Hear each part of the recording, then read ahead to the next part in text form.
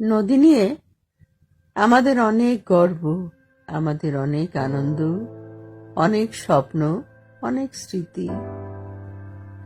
আমরা আমাদের ঐতিহ্যের কথা বলতে গেলে নদীর কথা বলি, ইতিহাসের কথা বলতে গেলে নদীর কথা বলি, সংস্কৃতির কথা বলতে গেলে নদীর কথা বলি, মুক্তিযুদ্ধের কথা বলতে গেলে নদীর কথা বলি, আমাদের ভালো লাগা ভালোবাসার কথা বলতে গেলে নদীর কথা বলি। আর বলবো নাই বা কেন? অসংখ্য নদ নদী আমাদের এই দেশের মধ্য দিয়ে প্রবাহিত, আর নদী বাহিত সেই উর্বর পলিমাটি দিয়েই তো আমাদের এই বাংলাদেশের জন্ম। যে জন্ম দেয়, যাকে দিয়ে সৃষ্টি হয়, সেই তো জন্মদাত্রী, সেই তো আমাদের মা। তাই নদীমাতৃক বাংলাদেশ, নদী আমাদের মা। তাই আমাদের জীবনের পরতে পরতে জড়িয়ে আছে নদী লতার মতো। অমল ধবল পালে লেগেছে মন্দ মধুর হাওয়া।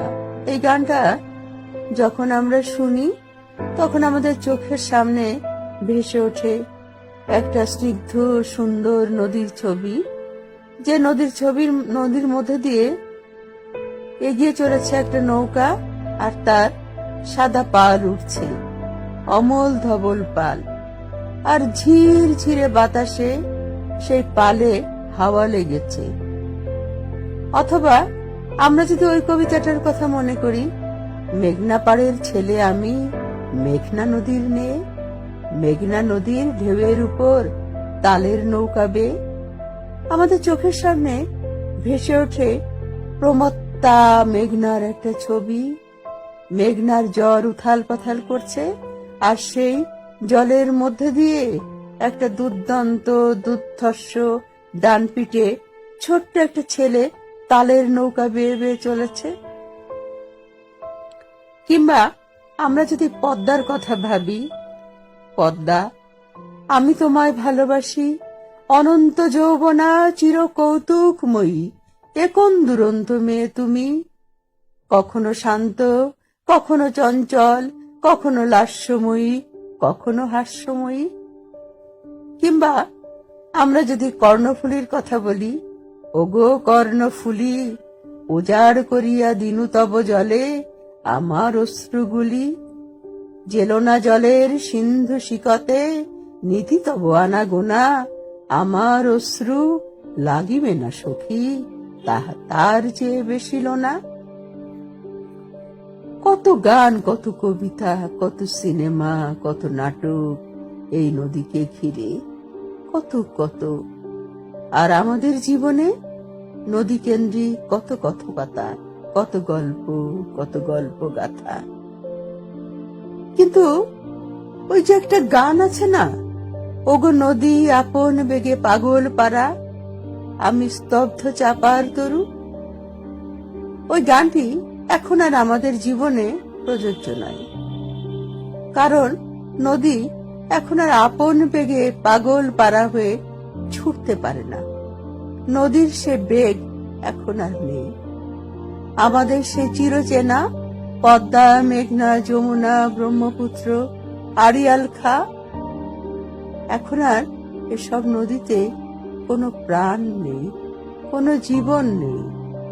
কোন নদীকে বাঁধ দিয়ে আটকে দেওয়া হয়েছে, কোন নদী ভরাট হয়েছে, কোনটা জবরদখল হয়েছে, কোনটা আগ্রাসনের শিকার হয়েছে।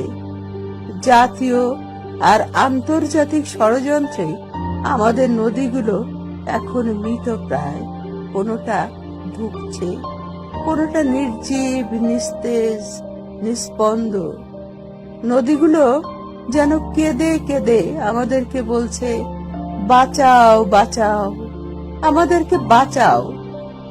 সে কান্না আমি শুনতে পাচ্ছি, কিন্তু আমি জানি না যাদের শোনা দরকার তারা শুনছে কিনা।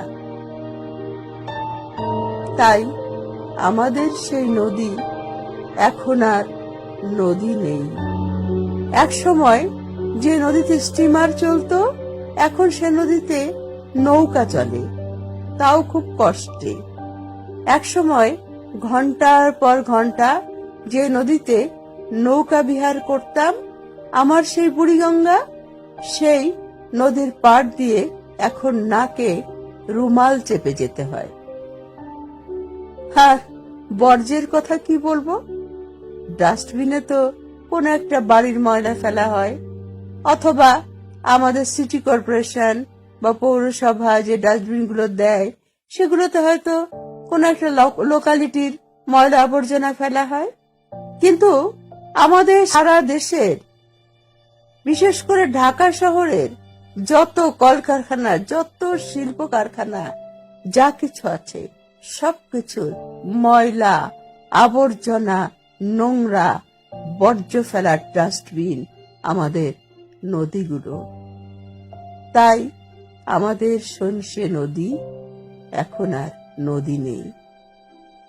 আমরা এখন বলি, এক সময় আমাদের পদ্মা কি প্রমত্তা ছিল, এক সময় আমাদের যমুনা কি উত্তাল ছিল, এক সময় আমাদের মেঘনায় কত কত ঢেউ ছিল, এক সময় আমাদের কর্ণফুলীতে প্রিয়ার কানফুল হারিয়ে যেত, আর এক সময় আমার নদী চিত্রাতে নাকফুল হারিয়ে গেলে কাকচক্ষু পানিতে সে নাকফুল খুঁজে পাওয়া যেত। এখন এসবের কিছুই নেই।